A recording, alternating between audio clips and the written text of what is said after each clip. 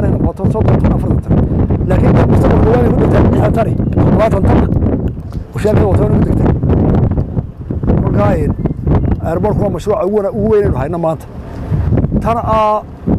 waa horta airportku iyo dekeduhu iyo wadooyinka qarankaane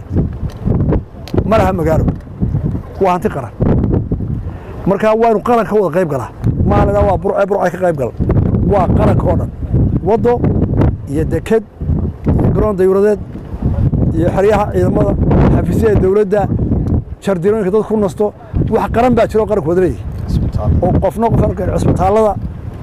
waa si qaran oo gurmada marka mashruucan waa mashruuc qaran oo weyn oo maanta dhaqaaleena inagu weyn laakiin marka indha caalamka lagu eega yar marka waxaanu yeelaynaa inaynu dhamaystirano waa waajib imika waxa mashruucan uu bilowmay wixii bilaabmaana way dhamaadaan marka qaranku uu dhamaynaya waxaanu saynaa muddada ku dhamaanaya waa intii hal dedejiyo su'aashtaasna ka dhigayna horta xisbiyada marka la eega dad kulmiye uu bilaabay hadii imika madaxweynaha waa u xidhan waan raasagareeyo waan nasanaya kulmiye dad wixii wada waa continuation waa si wada qorshayaashu u socdidii qorshe u socday meel uu ka jiraba haduu loo yahay ka jiray iyo haduu ceelay ka jiray iyo haduu burcan ka jiray haduu argaysan jiro mashruucii socda dee kulmiye continuation waa hawlo ugu dhamaystirmay isaga kaasi waa xeerku ku jira kuwa cusubna waa la bilaabi doona marka waxaynu qaran ahaan isku geynaa gacmaheena oo wasaaradda horumadu inoogu noqonaysaa oo dadaal badan laga rabaa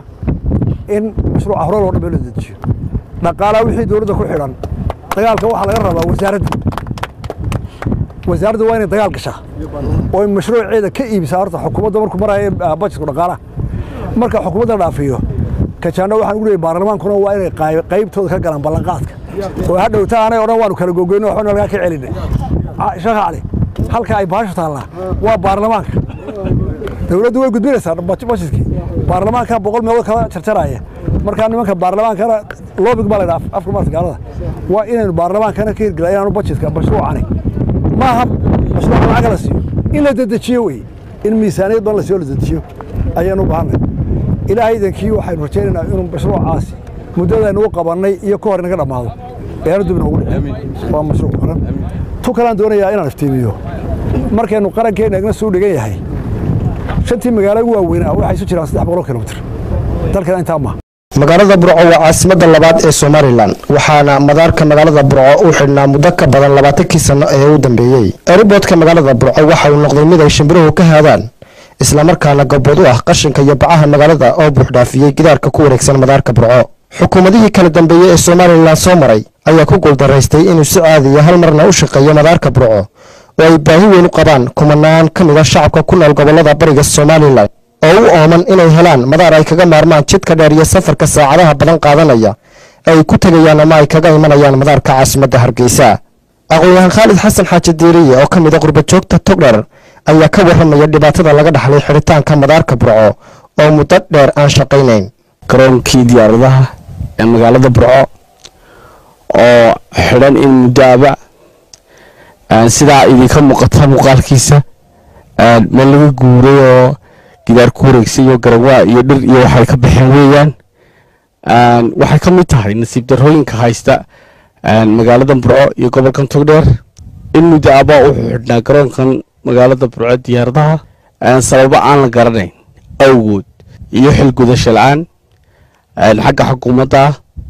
iyo dadkii qarankan maamulayay soo noognahay gobolkan wixii bari ka sixiga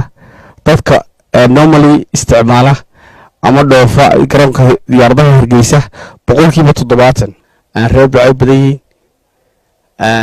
flight ka yimaada passenger ku 70% reer Burco magaalada Hargeysa basaska Hargeysa iyo Burco ka baxa dadkay qaadaan waa dadka qurbo jooga reer Burco 70% garanaayo sababta kaliftay ana iyadoo magaalada ku tasano 60 sano ka hor airport caalami lahayd in airportkeedii sifo aan la fahmi karin uu xidhan yahay waxaanu ka baranay oo media kala soconaa dadkii loo igbaday gobolkan inay u hadlaan oo wax u qabtaan oo ku weeyo tamaya idaacadaha iyo telefishinada oo sumarinaya eedayn sidoo kalena Khalid Xasan oo ka mid ah qurba joogta gobolka Togdheer waxa uu baaq u diray madaxweynaha cusub ee Somaliland mudane Muuse Biixi Cabdi oo ugu gacan haadiyay inuu il naxariiseed oo waxqabad ku eego madaarka caasimadda labaad ee Somaliland oo muddo dheer albaabadu u labnaayeen sida socona garoonka caalamiga ee magaalada Burco uu halbeeyay u yahay dhammaan gobolada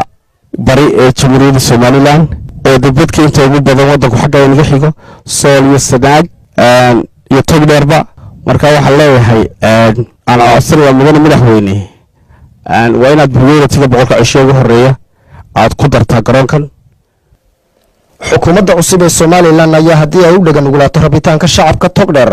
ee doonaya in dib loo furo madaarkii caasimadda labaad ee Burco ayaa waxa uu il dhaqaale iyo mid horumarineedba ku soo kordhin doonaa gobolka iyo guud ahaanba dalka. Xabiib Ciga Xasan, Universal TV, magaalada Burco.